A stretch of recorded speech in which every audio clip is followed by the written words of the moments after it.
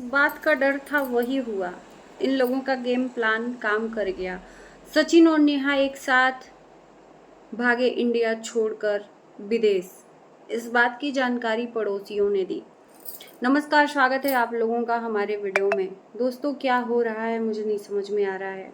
आंखों के अंदर अंधेरा सा छाया हुआ है। मुझे सारी दुनिया की परवाह नहीं, मुझे सिर्फ और सिर्फ मनीषा की परवाह है। मनीषा एक स्ट्रॉन्ग बच्ची है। मनीषा एक स्ट्रॉन्ग औरत है। मनीषा एक स्ट्रॉन्ग पत्नी है। मैं मनीषा से इस वीडियो में यही शुरुआत में कहना चाहूँगी कि आपने सत्यवान और सावित्री की कहानी तो सुनी होगी कि सावित्री ने सत्यवान से यमराज से भी छीन लिया था, यमराज से भी वापस कर लिया था। तो आप तो पत्नी हो और यमराज से लेना भी नहीं है। कुछ गंदे लोगों के बीच से अपने पति को वहां से वापस अपने पास बुलाना है। तो मेरी बहन, हम पूरी दुनिया का सपोर्ट आपके साथ में है, हिम्मत है, जो भी बन पड़ेगा हम लोग करेंगे। बस आवाज सिर्फ आपको उठानी है और कुछ नहीं करना है।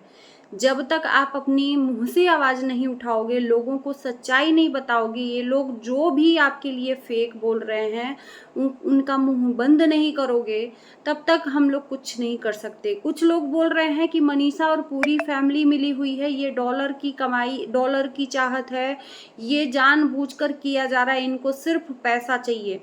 मुझे लगता है कि सचिन को कह देते लोग तो मान लेते, उस गंदी औरत को कह देते तो मान लेते, लेकिन मनीषा के जो इस प्रेजेंट टाइम की स्थिति है ना, उसको न जानते हुए मनीषा के ऊपर जो चीजें थोपी जा रही हैं, मैं उस पे यही कहूंगी कि दुनिया बहुत छोटी भी है और दुनिया बहुत बड़ी भी है, और उस दुनिया का रखवाला सिर्फ एक ही है, वो है भगवान। और वो अपनी नज़र बराबर रखता है, उसके नज़र में ना कोई धीरे, ना कोई ज़्यादा, ना कोई कम, ना कोई ज़्यादा, है ना। तो वो जो निर्णय करेगा ना, उसके निर्णय के आगे हमारा निर्णय फेल है। अगर वो जोड़ी बनाया है तो हमें और आपको कोई हक नहीं है कि वो दोनों जोड़ी को अलग कर दें। मैंने बहुत सारी वीडियो में बोला है कि एक जानवर के जोड़ों को भी नहीं अलग करना चाहिए, तो फिर भी ये इंसान है, उसका पाप जो भी ये किया है, उसका पाप बहुत खमियाजा भुगतना पड़ेगा। मैं बोली हूँ ना कि एक जो सुहागन स्त्री होती है या शादीशुदा स्त्री होती है, शादी होने के बाद वो चाहे विधवा भी हो जाए, उसके बाद पराये मर्द के तरफ देखना उसके लिए पाप है। अगर वो देखती है तो 7 जन्म विधवा होती है, 7 जन्म विधवा होती है। पता नहीं कौन सा कर्म किया था कि ऐसा हुआ, आगे कौन सा कर्म करेंगे कि आगे का हमारा जीवन अच्छा हो। लेकिन यहाँ पर तो हम देख रहे हैं पाप पे पाप किया जा रहा है, सिर्फ डॉलर के लिए, सिर्फ डॉलर के लिए। लेकिन मनीषा को मैं कहूंगी कि मत घसीटो। कुछ लोग जो मुझे आकर सच्चाई बताने की कोशिश कर रहे हैं, दीदी ये जैसे कि सुबह में सचिन ने वीडियो डाला, सच में सचिन का वीडियो देखकर तो मुझे गुस्सा आ रहा है। अगर मेरी वीडियो देख रहे हो तो अगर तुमको तकलीफ भी हो रही है मेरी बातों से, तो घंटा फर्क नहीं पड़ता है, क्योंकि तुमने अपनी पत्नी का दिल दुखाया है। हमको बोल लेते, लोगों को बोल लेते तो चलता, क्योंकि एक ये इन्फ्लुएंसर और रिएक्शन चैनल वालों का वो रहता है। लेकिन आज बात एक पत्नी पे आई है। उस पत्नी को तुमने जितना धोखा दिया है ना, और उसके बाद भी तुम ऑन कैमरा तुम वीडियो पे वीडियो डाल रहे हो, शर्म नाम की चीज नहीं है।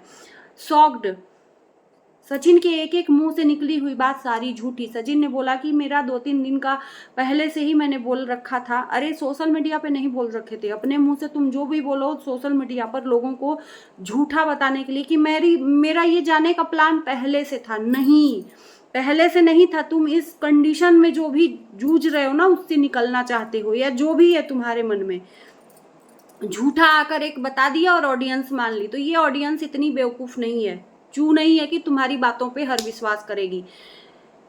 मनीषा का एग्जाम है, उसको इस हालत में लाकर छोड़ दिया कि एक पत्नी तड़प रही है, पागल हो रही है, मेंटल स्थिति उसकी सही नहीं है, और ये इंसान घूमने जा रहा है बाहर। इसको इतना जल्दी पड़ी है इंडिया छोड़ के बाहर भागने की, इतना जल्दी पड़ी है भाई साहब। तो उस भागने के पीछे लोग ये जोड़ रहे हैं कि ये इधर से जा रहा है और वो उधर से आ रही है, क्योंकि इनका अहमदाबाद में नहीं, हैदराबाद में और मैसूर में जाकर प्लान था। ये मैसूर में गुपचुप शादी भी रचाए हैं भाई मंदिर में, ये भी सुनने को आया है कि ये शादी भी रचा लिए हैं और ये सियाप्पा इसीलिए सारा कुछ हुआ है। इस बात का राजदार कोई एक है और ये चीजें सोशल मीडिया पर वायरल हो रही हैं कि ये और वो नेहा दोनों ने शादी रचा ली है। भाई साहब, जब इंसान ये बोल रहा है कि सगाई के बाद तुम मूव ऑन कर ली थी, तो फिर शादी क्यों की? सगाई के बाद क्यों शादी की सचिन से? या उससे मिलने की कोशिश क्यों करी? या मिलने के लिए क्यों जा रही थी हैदराबाद, अहमदाबाद में या हैदराबाद में जो भी है, मैसूर में क्यों मिलने जा रही थी? सगाई हो गई थी ना तुम्हारी। तुम्हें उस होने वाले पति का भी चिंता नहीं था, क्योंकि उसके नाम से तुम्हें डॉलर जो कमाना था 15-20 लाख रुपया, सगाई में तो कमा ही ली होगी, मिलियन में वीडियो गए थे, है ना? तो लोग पड़ोसी बन बनकर आकर सच्चाई बता रहे हैं मैडम की कि ये मैडम भी चली गई हैं, ये है वो है। लेकिन मेरा ये मानना है कि मैडम के ऊपर पूरी प्रोटेक्शन बैठी है उसके परिवार वालों की। एक चीज कहूंगी, परिवार देखो कितना भी हो अपनों का ही साथ देता है, चाहे वो अपने गलत हो चाहे कुछ भी हो। अगर 4 लोग उसको आकर बोल रहे हैं तो वो अपने का ही साथ देगा। इसमें परिवार वाले भी घसीटे जा रहे हैं, चाहे इसके परिवार वाले हों चाहे उसके परिवार वाले हों। एक भाई सरेआम अपनी बहन की गलती मानकर रो रहा था, मूंछ मुड़वाने की भी बात कर रहा था।